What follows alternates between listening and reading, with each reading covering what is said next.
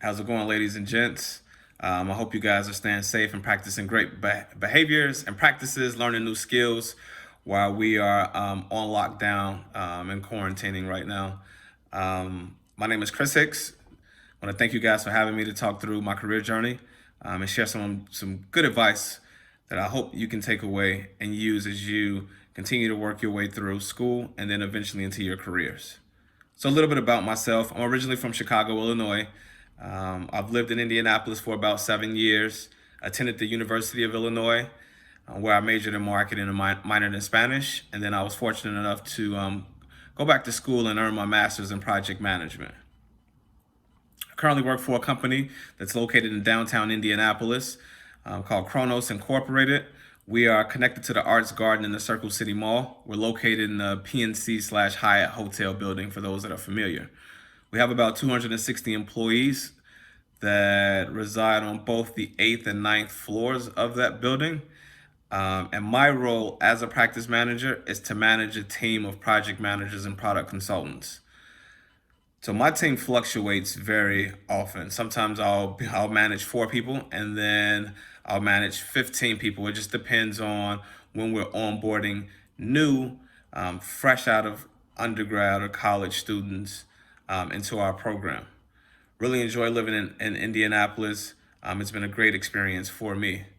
So as a practice manager, I'm primarily responsible for overseeing that team, helping to support them in their career development, ensure that they are building their business acumen, and then ultimately assisting them in building their network and demonstrating value to the organization, which would result in them being promoted out to other areas of our business. All right. I want to take a couple of minutes to kind of talk through 3 focus areas, which are choosing, landing, and keeping a job. Right. So I'll answer a couple of questions from each of those categories. So we're going to start off first. So the first question is, what is the first job I had and how did I get hired? This is funny. It really takes me back to when I was 15 years old. I actually worked as a junior counselor for the Chicago Park District. So we have the summer counselors, if you guys have signed up for summer courses where you'll come in, they'll offer different athletic events. You go swimming, play basketball, take field trips. They had a woodworking course. I served as a junior counselor where I supported the general counselors with creating activities, supporting the students that were there during summer break. This job, I got paid a whopping $45 per week for 5 days a week of work. All right. So always remember, it's not where you start, it's where you end. And I learned a lot of valuable life skills and professional skills while working as a junior counselor. This taught me how to work with people who are much older than myself, work with a diverse group of people who come from different backgrounds, right? And learn how to communicate effectively with the students or the camp attendees throughout that summer. How did I get hired? So I actually played basketball at this park, this specific park, throughout the years. And I noticed that they were hiring counselors. I didn't meet the age requirement. And so I asked if I can serve in a different capacity. And they created this position for me. So the first tip that I have for you is if there's not a door that's available, create your own door, right? Take the risk and take the opportunity to go out and see if you can blaze your own path. And it'll give you an opportunity to demonstrate that you have the courage, right? As well as the drive to make something out of nothing. The next question that I have, what did you want to be when you were in middle school or high school? And how does that connect to where you are today? So throughout my entire life, for as long as I can remember, I always wanted to be a businessman. I remember when I was in elementary school, I used to dress up in a suit with a briefcase and dress up as a businessman to go trick-or-treating. My job now, I do work in business. I am a businessman. Working in tech, we have a very relaxed dressing requirements. So I'm not required to wear a suit or dress up, but I still go in with my slacks and shirts and dress shoes. And then some days I'll wear a blazer or I'll wear a suit. So fortunately, I am living that dream of the middle school and high school Chris. The next section is landing. So landing a job. One of the questions that we have here that I'll answer for you is, what is your best tip for a successful job interview? It's actually a really, really good question. I would say my best tip for a successful job interview is to come prepared, right? So if you're interviewing with a company, right now you guys are in middle school, high school, so you may be looking for jobs after school in fast food or after school in retail. I worked in both of those industries when I was in high school as well as college. I would say preparation is key, right? Take the time to research the organizations, learn about what their core values are. What are the typical jobs that they hire? You can scroll and click right on their career page, and you can see the listings of the different jobs. For the specific job that you're interviewing for, you should look at the skills that's required to perform the job, and really conduct or complete a self-assessment to determine whether or not you can meet the skills whether or not you have the skills that they're looking for this particular role, right? And if you don't, be prepared to sell yourself to the organization to say, hey, I haven't quite mastered this skill that you're looking for in this role.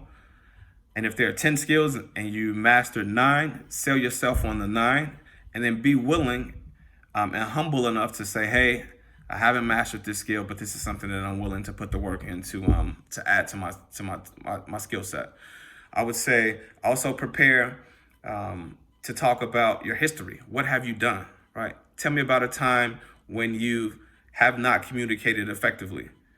How did you resolve that issue and go back and communicate the information to the right stakeholders in the appropriate manner, right? So be prepared to talk about yourself, but also ask very valuable questions about the organization that you may need to make a decision as well, right?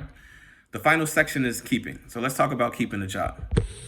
How has your work ethic affected you in individual jobs over your career? So one of the great things I would say that has benefited me throughout my career is I've had a really good foundation that was laid in place by my parents. I've always been a workaholic. I've always had a strong work ethic and not afraid to get my hands dirty. And so that's bode well for me throughout my career because things aren't going to always be smooth. We're currently in a pandemic. We're quarantined at home, right? So we have to be able to be resilient and adaptable. Your work ethic will allow you to get through situations that others may not be able to get through, which will allow you to separate yourself from the pack, right?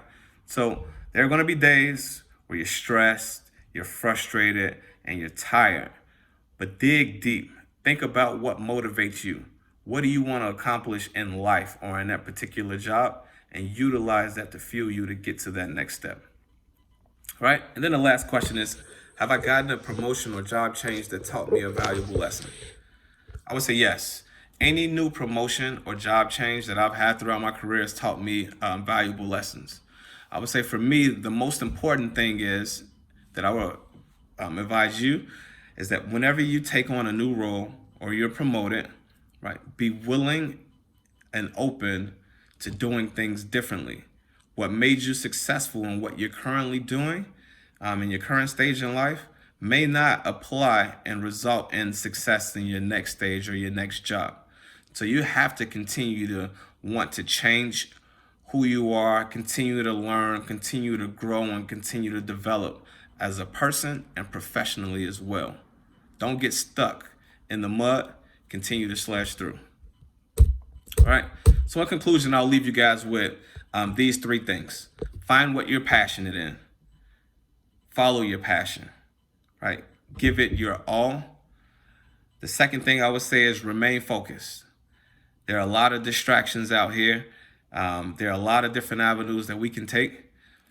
If your goal is a challenging goal, there really aren't any shortcuts, right? So I would say remain focused on what the task at hand and what you're looking to achieve. And then finally, make sure you guys are giving back, right? Most people think giving back is in a form of financials. The give back that I'm saying, if you're able to give back financially, please do so. But if you're able to give back your time and your knowledge, that's just as valuable. Stay safe, guys, and have a great rest of your school year.